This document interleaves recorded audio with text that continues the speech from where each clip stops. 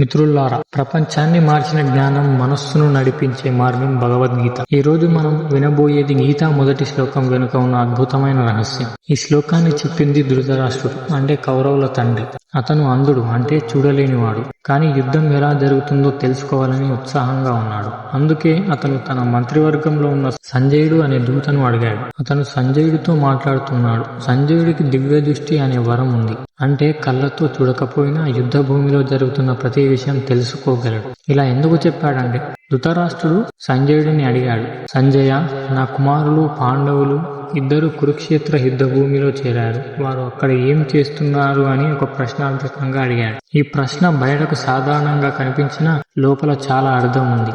ధృతరాష్ట్రుడు మామకాం పాండవశ్చ అని అంటాడు.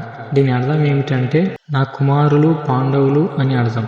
ఇక్కడి నుంచే మనం అతని మనస్సులోని భేదాన్ని గమనించవచ్చు. అతనికి తన కుమారుల పట్ల మమకారం ఉంది, పక్షపాతం ఉంది. అతను పాండవులను నా పిల్లలు అని కాకుండా వాళ్ళు అని అంటాడు. దీని అర్థం ఏమిటంటే, ధర్మక్షేత్రం కురుక్షేత్రం ఇది కేవలం యుద్ధ భూమి కాదు, ఇది ధర్మం పరీక్షించబడే స్థలం. అక్కడ సత్యం మరియు అసత్యం, న్యాయం మరియు అన్యాయం పోటీ పడుతున్నాయి. పాండవులు ధర్మం కోసం పోరాడుతున్నారు, కౌరవులు దురాశ అహంకారం కోసం యుద్ధం చేస్తున్నారు. ఇక్కడ ధర్మక్షేత్రం అంటే ధర్మం విజయం సాధించే స్థలం అని అర్థం.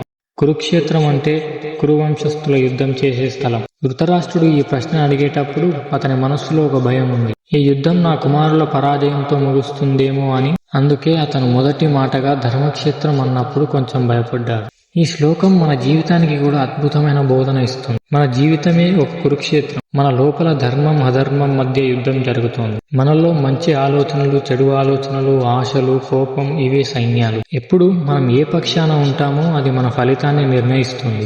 ధర్మపక్షాన ఉంటే జయం మనది, అధర్మం పక్షాన ఉంటే చివరికి ఓటమి తప్పదు. ఇది భగవద్గీత మొదటి శ్లోకంలోని లోతైన అర్థం. తర్వాతి వీడియోలో అర్జునుడు యుద్ధరంగంలో కలత చెందడం ఎలా గీతా బోధనకు దారి తీసిందో చూద్దాం. భగవద్గీత మనస్సును మేల్కొల్పే జ్ఞానం. దానిని ప్రతిరోజు వినండి, ఆచరించండి. హరే కృష్ణ.